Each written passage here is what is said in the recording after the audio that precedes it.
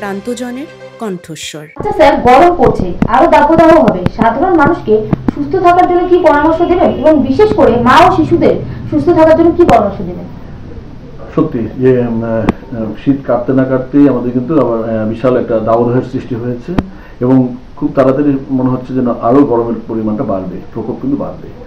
এই সময় কিন্তু আমাদের সবাইকে সুস্থ থাকতে হবে। সুস্থ থাকার জন্য মূল যেটা প্রথমে করতে হবে যে অতিরিক্ত গরম পড়লে বেশি রোদে বাড়ি থেকে না বেরোনোই সব থেকে ভালো।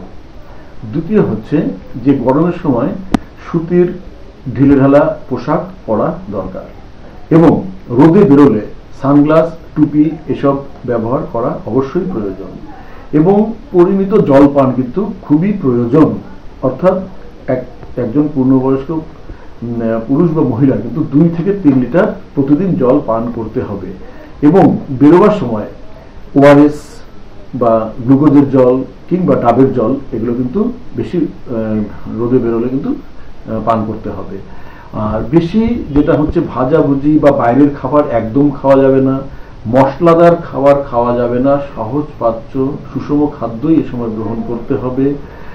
খুব যদি মনে হয় যে প্রচন্ড রোদে মাথা ব্যথা করছে, জ্বর আসছে, তাহলে কিন্তু সঙ্গে সঙ্গে কোথাও একটা ঠান্ডা জায়গায় বসে একটু জিরিয়ে নিতে হবে এবং অতিরিক্ত যদি মনে হয় যে প্রচন্ডই যেটা আমাদের যদি হিট স্ট্রোকের লক্ষণ হয় তাহলে কিন্তু তাকে একটা ঠান্ডা করে বসাতে হবে এবং সারা গা কিন্তু ঠান্ডা জলে স্পঞ্জ করিয়ে এবং ফ্যান চালিয়ে দিতে হবে।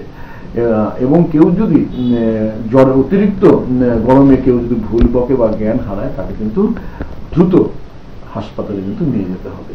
আর যেটা মহিলাদের ক্ষেত্রে তো নিয়ম তো একই থাকবে, কিন্তু গর্ভবতী মহিলাদের ক্ষেত্রে এই সময় যেটা করতে হবে যে ডাক্তারবাবুর যে অন্য সময় ওষুধগুলো দেন, খাবার ওষুধগুলো, সেই পরামর্শ যেগুলো দেন সেই ওষুধ কিন্তু প্রতিদিন নিয়মিত খেয়ে যেতে হবে।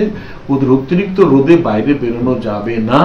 একই কথাই বলবো যে মাঝে মধ্যে একটু ওআরএস বা ডাবের জল বা গ্লুকোজের জল খেতে হবে এবং বাইরে বেরোনোর সময় কিন্তু ডাক্তারকে দেখাতে যাক বা হাসপাতালে যাক অবশ্যই ছাতা, সানগ্লাস ব্যবহার করতে হবে এবং সুতির জামা কাপড় কিন্তু পরতে হবে।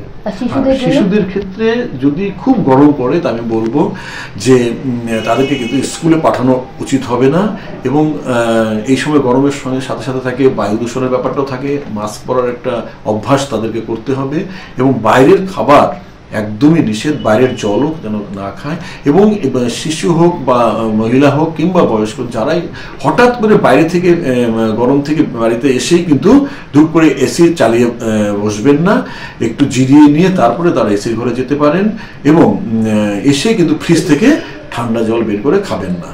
এটা হচ্ছে আমার এই সময় এই কয়েকটা জিনিস মানলে মনে হয় গরমে আপনারা সবাই সুস্থ থাকতে পারবেন। ধন্যবাদ স্যার। নমস্কার।